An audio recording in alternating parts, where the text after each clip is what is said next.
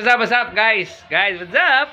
Kami din tayo nagluluto-lutuan na naman guys. Siyempre pa, ang food trip namin nito ngayon ay puro leftover lang. Leftover lang talaga lahat. As in leftover lang. Ayun o. Meron tayo ditong fried rice na napakabisa. Sarap. Tapos meron tayo ditong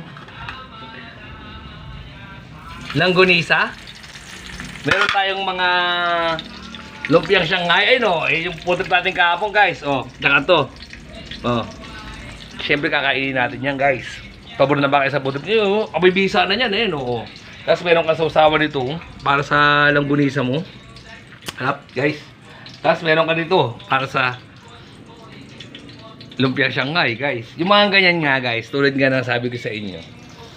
Yung mga pagkain na pinaghihirapan natin yan. Nagbibilad tayo sa araw. Araw-araw sa grind natin. Tapos kahit umulan. Sige. Lumalaban tayo. Eh hindi mo pwedeng tapon niya. Bawat butil ng bigas.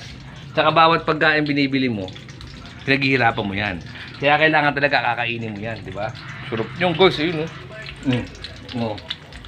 Makakaraos na tayo dyan. So, titikmi tayo ng isang mabisang lumpiang Shanghai.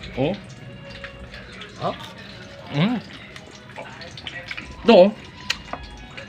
Fried rice, surap lang yun, guys. So, sabi ko sa inyo, guys, kaya tayo natitira ng mga ganyan. Yan. Minsan kasi pagka isda, bihira kumain yan. Depende na lang pag bangus yan, masarap talaga yan. Nakain yan. So ito, gustong gusto niya yan guys. Pati yung mga ganito. So exam nun guys, maaga uwi yun.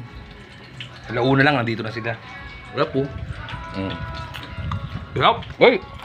Dahil muna. Lang. Hi!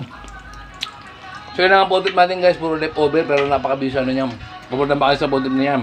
Hindi natin pwede itapon yan, kakainin talaga natin yan. Tapos ito, masarap na pag ininit ulit guys. Yan solid. So yun lang ang aming luto-lutuan ngayong araw na to guys. Kita-kits tayo ulit mamaya. Siyempre pa, pakasarap niyan eh. No? Okay na yan guys. Leftover lang pero mabisa. Alright, kita-kits tayo ulit mamaya guys. Sarap long.